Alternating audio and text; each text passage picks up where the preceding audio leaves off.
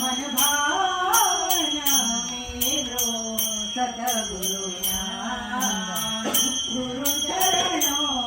में चारों धाम गुरु ने दिखाई सत गुरु ने